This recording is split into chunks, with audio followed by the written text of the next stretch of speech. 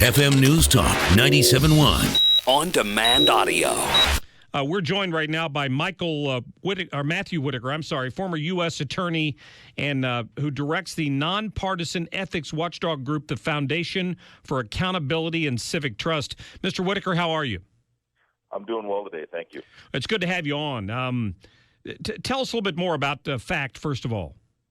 Well, FACT is a Washington, D.C.-based ethics and accountability watchdog group that we file complaints against politicians and elected officials and appointed officials, and we've been pretty active and involved in the Hillary Clinton email, an FBI situation. I think we filed 3 or 4 ethics complaints against Hillary Clinton herself in relation to things that have been revealed over the last year and a half. But this development is, I kind of taking it like you are, which is, I think it was a day or two ago, we were led to believe that the DOJ had called off any investigation into the Clinton Foundation. And now we find that sort of a U.S. Attorney's Office based in the Southern District of New York is actively investigating along with several FBI field offices. So, I mean, that story was a bombshell, especially based on where we thought we were, 24, 48 hours ago. Well, it's true. And as a former U.S. attorney, I mean, what's the implication here? So if one office is looking into it, is that how significant is that? It's very significant for 2 reasons. One is the U.S. Attorney's offices and the FBI field offices are actually where the real work is done in the Department of Justice. Okay. So I was surprised in the whole email classified information situation that that was all handled from Main Justice and the FBI had a lead office in Washington D.C. You would typically see investigations conducted by a U.S. attorney in conjunction with their FBI field office.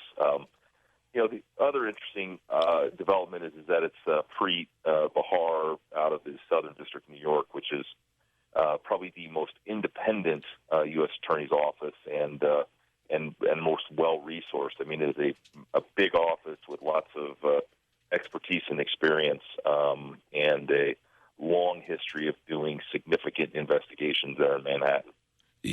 Do you know much about Mr. Bharara? I mean, is he I assume at this point, 7 years into it, he is a Obama administration appointee, correct? Yeah, he was the first generation Obama U.S. attorney appointee. He came in right after the election. Usually takes about a year to get those people in place, but he is well respected in the community and has a lot of good experience. I met him when we did a U.S. Attorney's Conference, former U.S. Attorney's Conference in New York in about 2010, 2011, and he gave some remarks, and I was very impressed by not only his background and experience, but also his sort of success even at that point with some high-profile investment fraud type cases. So a couple of questions. By the way, we're talking to Matthew Whitaker, our guest from the Foundation for Accountability and Civic Trust, and himself a former U.S. attorney. Let's look at the long-term implications. First question, is the Clinton Foundation in the Southern District of New York? Is that why that's where the investigation is right now? Is that where it's headquartered? I believe it is. I think it's up in in Harlem, which is in the Southern District. New York has 4 judicial districts. Manhattan is the Southern District. The Eastern District is up in Brooklyn, and then you have the Western and I believe the Northern District, which are more upstate and kind of out towards Buffalo. But this I believe that the Clinton Foundation headquarters is in the Southern District of New York, which would be the natural place for an investigation to be conducted. So I'm trying to get to what the nature of that investigation might be in your opinion. Would it be money being brought in from foreign sources that's being masked somehow, or maybe laundered isn't the right word? What would it be a RICO investigation? What kind of investigation would you perceive that to be?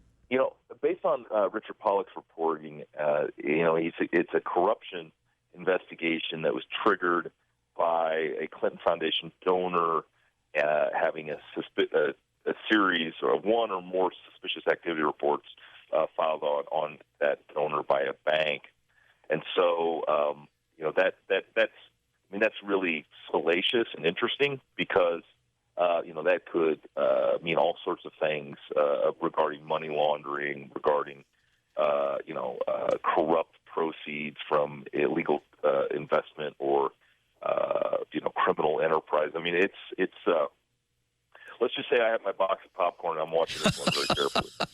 As are we. I have to tell you, we'll look forward to that. Speaking of the Foundation for Accountability and Civic Trust, I mean, do you have a website people can go check out? Yeah, we're factdc.org, and we're also on Twitter and Facebook at factdc. Well, we'll direct people there and look forward to following this investigation, and maybe I can have you on again in the future when we've learned a little more about it. Yeah, that would be great. I look forward to it. Matthew Whitaker, thanks for your time. Thank you. Absolutely. There you go, folks.